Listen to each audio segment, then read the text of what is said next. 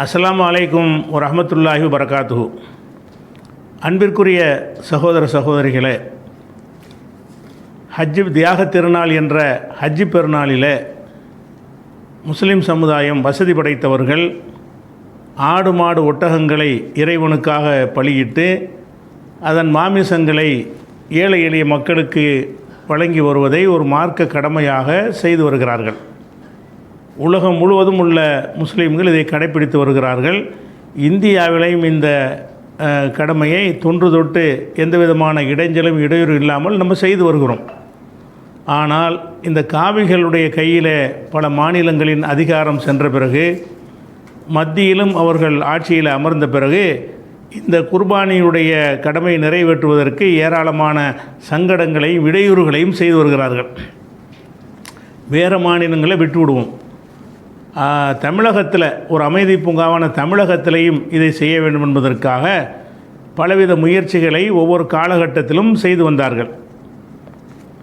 கலைஞர் முதல்வராக இருக்கக்கூடிய நேரத்தில் இதே நீதிமன்றம் என்ன செஞ்சார்கள்னு கேட்டால், ஆடு மாடுகளை அறுப்பதாக இருந்தால் அறுப்பதற்கு என்று மாநகராட்சியால் நிர்ணயிக்கப்பட்டிருக்கிற ஆட்டு தொட்டி என்று ஸ்லாட்டர் ஹவுஸ் என்று சொல்லக்கூடிய அந்த இடத்தில் தான் அறுக்க வேண்டும். அறுப்பதற்கென்று ஒரு அறுவை கூடம் வச்சுருப்பாங்க. இது மாநகராட்சியில் தான் இருக்கும். மாநகராட்சியில் உள்ள அறுவை கூடங்களில் தான் அறுக்க வேண்டும், வேறு இடங்களில் அறுக்கக்கூடாது என்ற ஒரு உத்தரவை 1990ஆம் ஆண்டு வந்த ஹஜ்ஜு பெருநாளைக்கு நாள் இதே மாதிரி நீதிமன்றம் தடை விதித்தார்கள். அப்போ தமிழகத்தினுடைய முதல்வராக கலைஞர் இருக்கிறார்.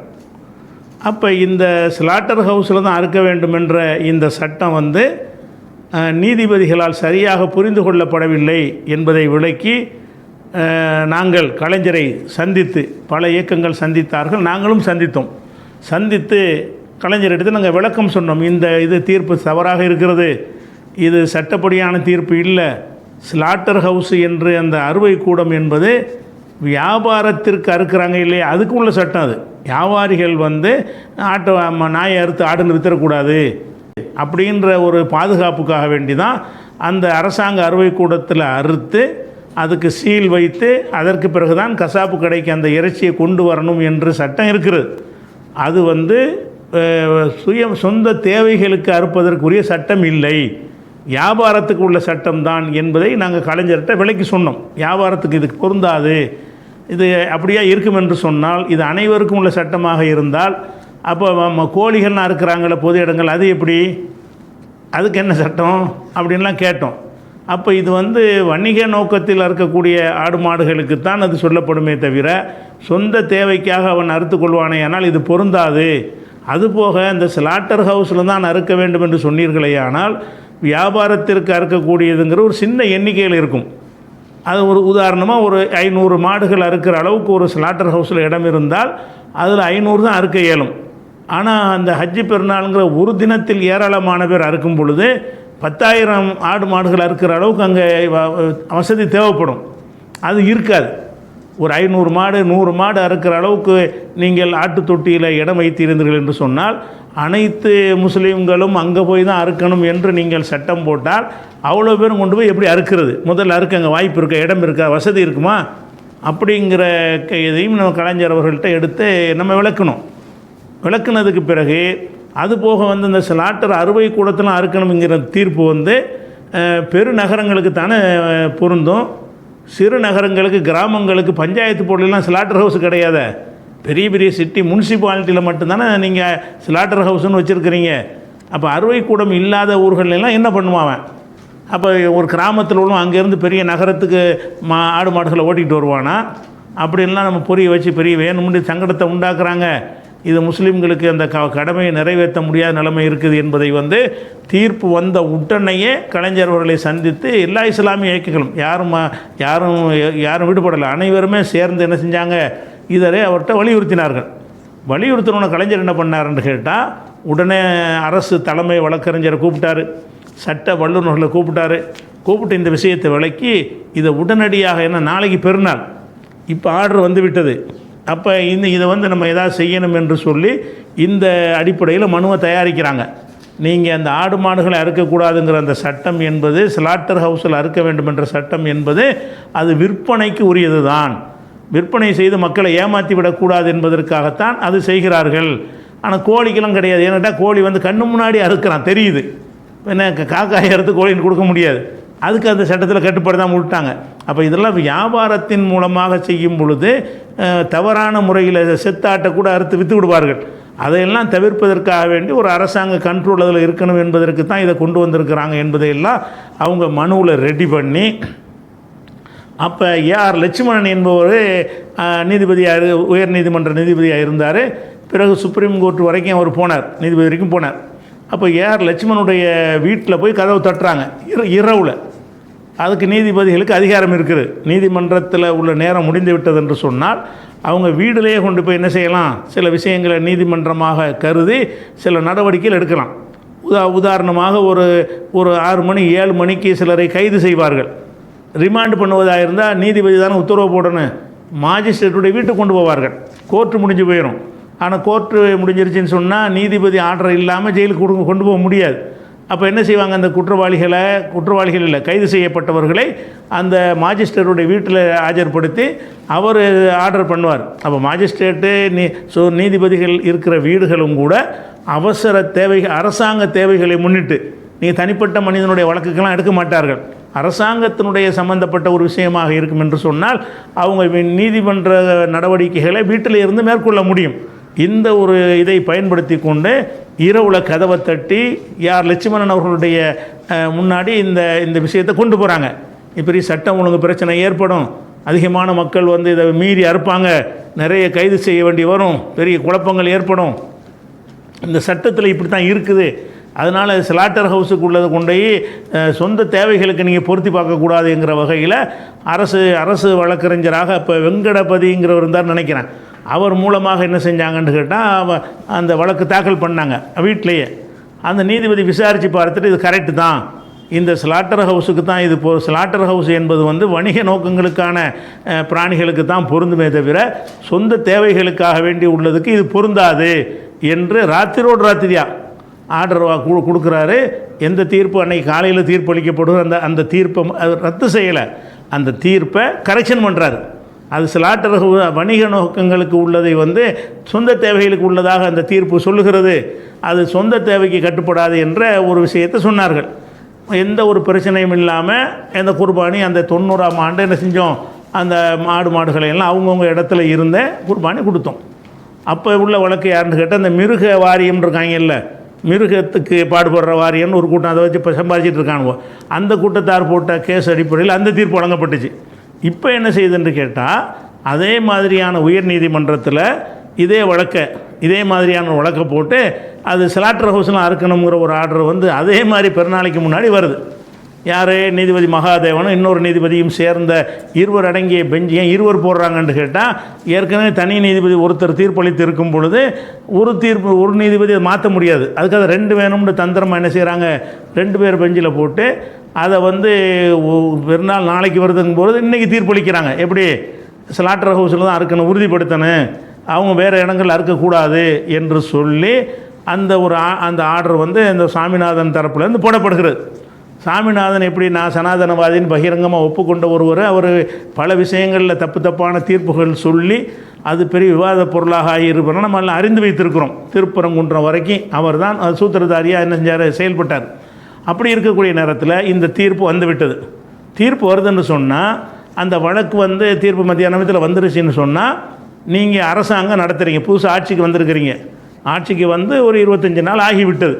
அப்படி இருக்கக்கூடிய நேரத்தில் இப்படி ஒரு தீர்ப்பு வந்து விட்டது என்று சொன்னால் ஒரு மாநிலத்தின் முதல்வர் என்ன செய்யணும், இது வந்து லட்சோபலட்சம் முஸ்லீம்களுடைய வணக்க வழிபாடுகள் சம்மந்தப்பட்ட ஒரு விஷயம், இதை போய் நம்ம வந்து தடை செஞ்சோம் என்று சொன்னால் சட்டம் ஒழுங்கு பிரச்சனை வரும், ஒரு அதிருப்தி வரும், ஒரு சமூக நல்லிணக்கம் கெட்டு போயிடும். அப்படிங்கிறத கருத்தில் கொண்டு இந்த விஜய் சிஎம் ஏதாவது செஞ்சாரா, சரி, அவர் தான் எதுவுமே தெரியாத ஒரு ஆள், அவருக்கு எதுவுமே தெரியாது, நீங்கள் படம் காட்டி ஏமாற்றி வந்துட்டீங்க, அவருக்கு எந்த நாள் இப்படி கேஸ் நடந்துச்சாங்கிறோட தெரியாது, விளங்குதா, அவர் வந்து விட்டாலும் அந்த விஜய்க்கு ஆதரவாக நீங்கள் போய் இப்போ முஸ்லீம் லீக் ஆட்சியில் பங்கெடுத்தால் நாங்கள் என்ன செஞ்சுருக்கோம், சமுதாயத்துக்காக வேண்டி பாடுபடுவோம்னு சொல்லிட்டு போனீங்களே, சிறுபான்மை நலத்துறைன்னு வாங்கிக்கிட்டீங்களே, அந்த ஆட்கள்லாம் என்ன செஞ்சாங்க? உடனே விஜய் சந்திச்சிங்களா அல்லது அடுத்த நிலையில் உள்ள சந்திச்சிங்களா? இதுக்கு உடனே மறுசீராய்வு மனு போடுங்க, 2 பேர் இருந்தால் 3 பேருடைய இதுக்கு அவசர வழக்கை போடுங்க அப்படின்னு சொல்லியிருக்கலாம். அல்லது இந்த தீர்ப்பு அன்றைக்கி வரப்போகுதுங்கிற ஒரு விஷயத்தை என்ன செய்யலாம், உளவுத்துறை மூலமாக அறிந்து, நீதிமன்ற பதிவாளர் மூலமாக அறிந்து கவுண்டர் பெட்டிஷன் போட்டிருக்கலாம். எங்களை கேட்டு தான் ஆர்டர் பண்ணணும் அப்படின்றாவது நீதிமன்றத்தில் தலையிட்டிருக்கலாம். எதுவுமே செய்யவில்லை. தீர்ப்பு வந்துவிட்டது. வந்ததற்கு பிறகு அந்த முஸ்லீம் லீக்கில் சிறுபான்மைக்குன்னு ஒரு ஆள் ஷாஜஹான் ஒரு மந்திரியை போட்டாங்க. சிறுபான்மை நலன், நாங்கள் சமுதாயத்துக்கு தான் அந்த பதவி வாங்குறோங்கிறிய, இந்த மாதிரி பதவி இல்லாத நேரத்தில் சாதித்து காட்டியிருக்கிறோம். நீ பதவி வாங்கியிருக்கிற, சிறுபான்மை நலத்துறைன்னு நீ வாங்கியிருக்கே இல்லையா? இது சிறுபான்மை நலனில் வருமா வராதா? இதுக்கு அமைச்சருங்கிற நீங்கள் தான் நடவடிக்கை எடுத்தியா? முதல்வர் தான் டெல்லியில் போயிட்டார். அங்கே போய் மோடிட்ட மூக்குடை போட்டுட்டு அங்கே கவலையோடு உட்காந்துருக்கிறாரு. நீ செஞ்சுருக்கலாமா இல்லையா? உனக்கு உன் பொண்டாட்டி பிள்ளைகளை கூட்டிகிட்டு போய் அவர் பக்கத்தில் நின்று போட்டா எடுக்கிறதுக்கு நேரம் இருக்கிறது. இது எவ்வளோ பெரிய ஒரு விஷயம் நடந்து கொண்டிருக்கிற சிறுபான்மை மக்களுக்கு அப்படின்னு செஞ்சாங்களா? சமுதாயத்துக்கு பாடுபடுறவங்கலாம் பச்சை பொய்ன்னு விளங்குதா? அப்போ நீங்கள் என்ன செஞ்சுருக்கணும்? இதே மாதிரியான நீதிமன்றத்தின் கதவை தட்டி அப்படி செஞ்சுருக்கணும். ஆனால் என்ன நடந்துச்சு தெரியுமா? அவங்களும் பெருசாக சந்திக்கலை. அல்லது வேறு முஸ்லீம் இயக்கங்களாவது போய் அவரை சந்தித்தாங்கன்னா எப்படி சந்திக்க இயலாத? அவர் தான் யாரையும் பார்க்க மாட்டார. ஒரு பார்க்கக்கூடிய முதல்வராக இருந்தார்னா கலைஞரை போனாலும் போய் பார்க்கலாம். சமுதாய பிரச்சனைனா உடனே ஒரு அப்பாயின்மெண்ட் கொடுப்பார். ஆனால் இவர் யாரை பார்க்க இயலுமா? பார்க்க இயலாது. அப்போ பார்க்க இயலாத ஒரு ஆளாக இருக்கிறனால முஸ்லீம் இயக்க தலைவர்களுக்கும் ஒன்றும் புரியவில்லை. கூட்டணி சேர்ந்தாங்களே அவங்களுக்கும் ஒன்றும் புரியவில்லை. சிறுபான்மைக்கு நாங்கள் தான் குரல் கொடுப்போம்னு சொல்லிட்டு வந்தார் திருமா.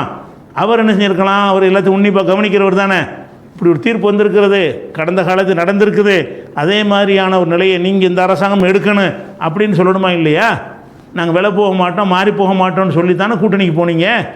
இப்போ இந்த காவிகளுடைய நீதிமன்றத்தின் மீது பழி போட்டு ஒரு மத நம்பிக்கையை சீர்கெடுக்கிற அளவில் ஒரு ஆர்டர் பண்ணிட்டாங்களே அப்படிங்கிறதுக்காக வேண்டி அவரும் கொடுக்கல. ஒரு மென்மையான முறையில் கம்யூனிஸ்டுகள் மாத்திரம் நினைஞ்சாங்க இது வருந்தத்தக்கது, கவலைக்குரியதுன்னு நினைஞ்சாங்க. ஒரு தடவி கொடுக்கக்கூடிய ஒரு அறிக்கையை வெளியிட்டாங்களே தவிர ஒன்றும் செய்யலை. ஐயுஎம்எல் ஆட்சியிலே பங்குல இருக்கிறீங்க. அப்போ முஸ்லீம்கள் பங்கு ஏற்காத ஒரு ஆட்சியில் உரிமையை பெற முடிஞ்சிச்சு. முஸ்லீம் இயக்கங்கள் பங்கு பெறக்கூடிய ஒரு ஆட்சியில் உரிமை பறிபோகிறது வேடிக்கை பார்த்துட்டு இருக்கிறாங்க. முஸ்லீம்களுக்கு என்ன செய்யலை, தலைமை கண்டிக்கலை. அது மாதிரி காங்கிரஸ் முஸ்லீம் நீங்கள் சிறுபான்மை என்று இனிமேல் பேசாதீர்கள், முஸ்லீம் என்று நீங்கள் பேசி குரல் கொடுங்கள்னு ராகுல் சொன்னார். சிறுபான்மை நசுக்கிறார்கள் என்று சொல்வதற்கு பதிலாக முஸ்லீம்களை நசுக்கிறார்கள் என்று தான் நீங்கள் சொல்ல வேண்டும் என்று சொல்லி ஒரு 10 நாளைக்கு முன்னாடி தான் ராகுல் காந்தி இணைஞ்சார்.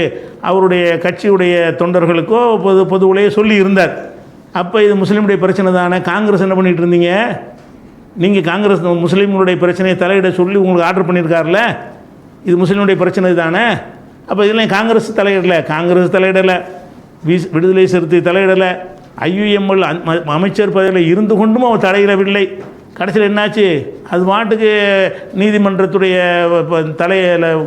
நீதிமன்றத்தின் மீது பழியை போட்டுவிட்டு பல ஊர்களில் நம்முடைய காசுகளை கொண்டு திரட்டி வாங்கப்பட்ட அந்த மாடுகளை எங்கே எடுக்கிறாங்க?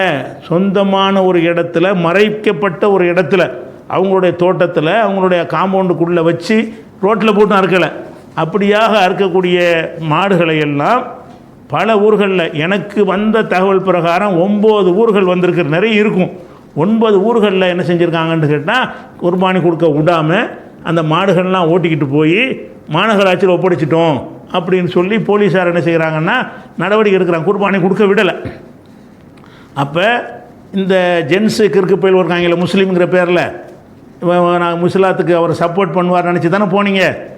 அவனும் இந்த மாதிரி கிறுக்கணும்லாம் இருக்க போய் தான் நமக்கு என்ன செஞ்சுருக்கு, இப்படிப்பட்ட ஒரு நிலைமை வந்திருக்கு. ஒரு முறையிடுறதுக்கு முடியாத ஒரு கவர்மெண்ட் அமைஞ்சிருக்குது. அப்போ அந்த மாதிரி இருக்குது. அது இதுவும் சில பேர் மேலே வழக்குகளும் போடப்பட்டிருக்கிறது. நீதிமன்ற உத்தரவை மீறி விட்டார்கள், வழக்கு போடப்பட்டிருக்கிறது. அப்போ இந்த தீர்ப்பு முதல்ல தப்பு. அந்த தீர்ப்பு வணிக பயன்பாட்டுக்கு உள்ளதை சொந்த பயன்பாட்டுக்குன்னு எப்படி சொல்லுவேன்? சரி, அதுதான் உங்களை தீர்ப்பாக இருப்பீர்களே. ஆனால் அப்போ ஏன் மாட்டுக்கு மட்டும் சொல்லுங்க, ஆட்டுக்கு ஏன் சொல்லலை? ஆடை இறக்கக்கூடாதுன்னு சொல்லணுமா இல்லையா? அப்போ அது வணிக பயன்பாட்டுக்கு ஸ்லாட்டரில் தான் அறுக்கணும் என்பது மாட்டுக்கு மட்டும் உள்ளது கிடையாது, ஆட்டுக்கும் உள்ளது தானே.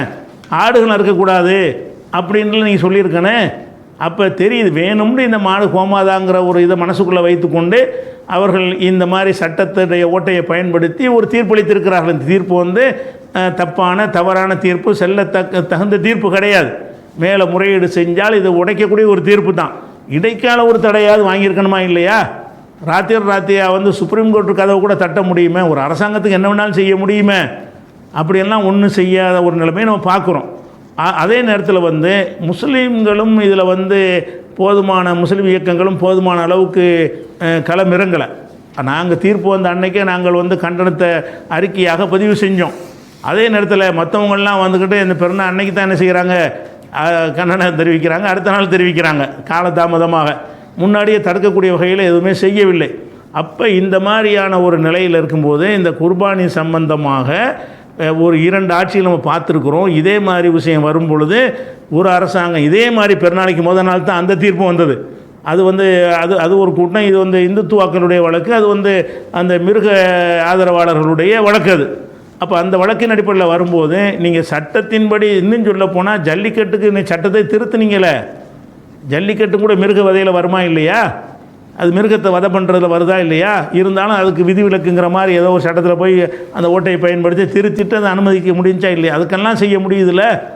அப்போ இந்த மாதிரியாக இருக்கக்கூடிய நேரத்தில் பொறுப்பற்ற ஒரு நிலையில் எந்த ஒரு அமைச்சரும் வாயை திறக்க காணாம், கூட்டணிக்காரங்க வாயை திறக்க காணாம், முஸ்லீம் லீக்கு கப்சிப்புன்னு இருக்கிறாங்க. இவ்வளோ நடந்து கொண்டு இருக்கிறது. சிறுபான்மைக்கெல்லாம் இவங்க பதவிக்கு போகலை. அந்த பதவி வெறி, இந்த பதவி அனுபவிக்கணுங்கிற அந்த வெறிக்கு போயிருக்காங்களே தவிர சிறுபான்மைக்கு போயிருந்துன்னா இதை பற்றி பேசவா செஞ்சியானே? இவரே நடவடிக்கைலாம் சிறுபான்மையின் சார்பாகவே இந்த நீதிமன்றத்தின் கதவை தட்டியிருக்கலாம், நள்ளிரவில் போய் தட்டியிருக்கலாம். அப்போ தலைமை நீதிபதியுடைய முறையிட்டிருக்கலாம், தற்காலிக நிறுத்த சொல்லி ஒன்றுமே செய்யலை. அதனால் வந்து இது வந்து இன்னும் சொல்ல போனால் மேலேருந்து ஒரு ஆர்டர் வந்துருச்சுன்னு சொன்னால் இவர் எதிர்க்கக்கூடிய ஆளுங்க இப்போ நாரி போயிட்டுருக்கு. விஜய் வந்து மேலே என்ன சொன்னாலும் தலையத்தில் ஆட்டக்கூடியவராக இருப்பாரே தவிர இவர் ஒரு முதுகெலும்புள்ள ஆள் கிடையாது, தைரியசாலி கிடையாது. சும்மா மேடையில் கத்துவாரே தவிர பிஜேபி வாயை திறந்தாலும் முடிஞ்சு வச்சு பயந்துருவார். அப்படியான ஒரு ஆளை வைத்து கொண்டிருக்கிறீர்கள். அதனால் குர்பானி சம்பந்தமாக மிகப்பெரிய அநீதி இழைக்கப்பட்டிருக்கிறது. அந்த மாடு இன்னும் நீ மாடை திருப்பி கொடுத்தா என்ன, கொடுக்காட்டி என்ன, அதனால் எந்த நன்மை, கொடுக்க வேண்டிய நாள் எங்களுக்கு முடிந்து விட்டது. எங்களுடைய வணக்கத்தை வந்து கண்ட நேரத்தில் செய்ய முடியாது. இந்த குர்பானி பெருநாள் தினத்தில் தான் நாங்கள் கொடுக்க வேண்டும். மாடுகளை எல்லாம் திருப்பி கூட கொடுத்தோம்னு சொல்லி எதாவது சொன்னான்னு சொல்லுவாங்க, கொடுத்தாங்களான்னு தெரியல. அது மாதிரி போடப்பட்ட வழக்குகள் என்ன ஆச்சுன்னு தெரியல. அப்போ இது வந்து இதனுடைய தொடர்ச்சியாக இனி வருங்காலத்தில் இப்படி தான் நடக்கும். ஒரு நடத்திட்டாங்களா இல்லையா? இனி வருங்காலத்தில் அது மாதிரி தான் நடக்கும். அப்போ இவர்களுடைய ஆட்சியில் என்னென்ன பாடுபட போகிறோன்னு தெரியவில்லை. அதனால் முஸ்லீம் இயக்கத்தை சேர்ந்தவர்கள் மார்க் அறிஞர்கள்லாம் இதற்காக வேண்டிய சிறப்பு ஒரு ஆலோசனை குழுவை கூட்டி எதிர்காலத்தில் இதுக்கு என்ன மாதிரி எடுப்பது, என்ன முடிவு எடுத்தால் சரியாக வரும் அப்படிங்கிற ஒரு தீர்மானத்துக்கு நம்ம வருவதன் மூலமாகத்தான் அடுத்த வருஷத்துக்காக நீங்கள் அந்த நேரத்துக்கு முடிவு பண்ணக்கூடாது. அரசாங்கம் நம்மளுக்கு ஏதாவது உதவி செய்யும் நீங்கள் பார்க்கக்கூடாது. மேற்கு வங்கத்தில் ஒரு அழகான முடிவு செஞ்சாங்களா இல்லையா? மேற்கு வங்கத்தில் இதே மாதிரி என்ன செஞ்சாங்கன்னு கேட்டால் மாடு விஷயத்துக்கு தொந்தரவு பண்ணுறாங்கன்னொன்னே முஸ்லீம்கள்லாம் கூடி ஏகமனதாக ஒரே முடிவு எடுத்து இந்த வருஷம் மாடை நாம் குர்பானி கொடுப்பதில்லை அப்படின்னு ஒரு முடிவு எடுத்தாங்க. மாடு விற்கிற வியாபாரிகள் அது வளர்க்குறவன்லாம் யார்? இந்து விவசாயிகள் தான். அவன் விவசாயிகள்லாம் ஆயிரக்கணக்கான மாடுகளை கொண்டாந்து சந்தையில் கொண்டாந்து நிப்பாட்டினான். ஒரு முஸ்லீம் வாங்கவில்லை. அழுகுறான், இதை விற்றுத்தானே பொண்ணு கல்யாணம் பண்ணலான் இருந்தேன், இதை விற்றுத்தானே நான் வந்து அதை செய்யலான் இருந்தேன், இதை பள்ளிக்கூடத்துக்கு ஃபீஸ் கட்டலான் இருந்தேன், ஒரு மாடு விற்க மாட்டேங்குதே, முஸ்லீம்கள் வாங்க மாட்டேங்கிறாங்களேன்றாங்க. அப்போ முதல்வர் கெஞ்சிறாரு. நாங்கள் உங்களுக்கு எந்த முதல்வர் வந்து விற்கக்கூடாதுன்னு சொன்னாரோ அவர் கெஞ்சிறாரு, நாங்கள் பாதுகாப்பு தரணும், நீங்கள் வாங்குங்க, நீங்கள் குர்பானி கொடுங்க, மாட்டை குர்பானி கொடுக்கணும் நீங்கள் என்று சொல்லி முஸ்லீம்கள்கிட்ட கோரிக்கை வைக்கிறாரு. அவங்க அதை ஏற்றுக்கறல. முஸ்லீம்களை எதுக்கு இப்போ தான் சொல்லுவீங்க, அப்புறம் காரியம் முடிஞ்சவொன்னே போட்டு மனுஷனை கொள்ளுவீங்க, இது எதுக்கு அந்த வம்புன்னு சொல்லிட்டு குர்பானி கொடுக்கல. அப்போ குர்பானி கொடுக்கலன்னா விளைவு யாருக்கு வருதுன்னா இந்துக்களுக்கு தான் வருது. ஏன்னா முஸ்லீம்கள் யாரும் பெரும்பாலும் விவசாயிகளாக இருந்து ஆடு மாடுகளை வளர்த்து அதையே வாழ்வாதாரமாக வச்சுக்கிட்டு இருப்பவங்க ரொம்ப ரொம்ப கம்மியாக இருப்பாங்க. மற்ற சமுதாயத்து மக்கள் தான் அதெல்லாம் வச்சுருப்பாங்க. அப்போ அந்த மாதிரியான நிலையெல்லாம் ஒரு அதிரடியாக எடுத்தாங்க. அது மாதிரியான சில எதிர்கால நன்மையை கருத்தில் கொண்டு எல்லா அறிஞர்களும் ஒன்றா கூடி, எல்லா முஸ்லீம் தலைவரும் ஒன்றா கூடி ஒரு நிலைப்பாட்டை இப்போ இருந்து நம்ம ஆரம்பித்து ஒரு அதிரடியான ஒரு முடிவை எடுத்தால் தான் இந்த காவிகள் போடுற ஆட்டம் வந்து குறையும். இவங்க நினைக்கிறாங்க நமக்கு கேடு செய்வ நினைக்கிறாங்க, அவனுக்கு தான் அது கேடு என்பதை புரிய வைக்கிற அளவுக்கு நடவடிக்கை எடுக்க முடியும். இது அவசர செய்தியாக உங்களுக்கு தினம் பதிவு செய்து கொடுக்குறோம். அஸ்ஸலாமு அலைக்கும்.